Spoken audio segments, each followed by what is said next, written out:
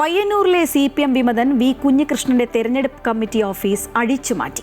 CPM പ്രവർത്തകരുടെ ഭീഷണിയെ തുടർന്നാണ് നീക്കം ചെയ്തത് എന്നാണ് പരാതി. ആരോപണം നിഷേധിച്ച CPM കുഞ്ഞികൃഷ്ണനെതിരെ പരാതി നൽകി.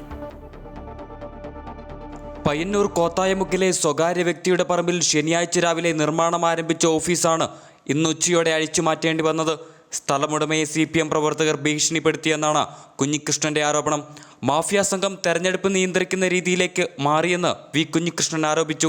മാഫിയ സംഘം തെരഞ്ഞെടുപ്പ് നിയന്ത്രിക്കുന്ന നിലയിലേക്ക്, രാഷ്ട്രീയ പാർട്ടിയുടെ പ്രത്യേകിച്ച് LDFന്റെ തെരഞ്ഞെടുപ്പ് പ്രവർത്തനം നിയന്ത്രിക്കുന്ന നിലയിലേക്ക് പയ്യന്നൂരിൽ കാര്യങ്ങൾ മാറുന്നു. കൂടുതൽ ഓഫീസുകൾ പൊളിക്കാൻ തയ്യാറായാൽ കൂടുതൽ വോട്ടുകൾ ലഭിക്കുമെന്നായിരുന്നു രമേശ് ചെന്നിത്തലയുടെ പ്രതികരണം. ഇടതുപക്ഷം അത് നല്ലതാണ്, അദ്ദേഹത്തിന് കൂടുതൽ വോട്ട് കിട്ടും. 2-3 ഓഫീസ് കൂടെ അദ്ദേഹത്തിനെ പൊളിച്ചാൽ കുഞ്ഞികൃഷ്ണൻ അവിടെ നിന്ന് ജയിക്കും. അപ്പോൾ അതുകൊണ്ട് 1-2 ഓഫീസ് കൂടെ പൊളിക്കാനാണ് എനിക്ക് പയ്യന്നൂരിലെ CPMകാരോട് അഭ്യർത്ഥിക്കാനുള്ളത്.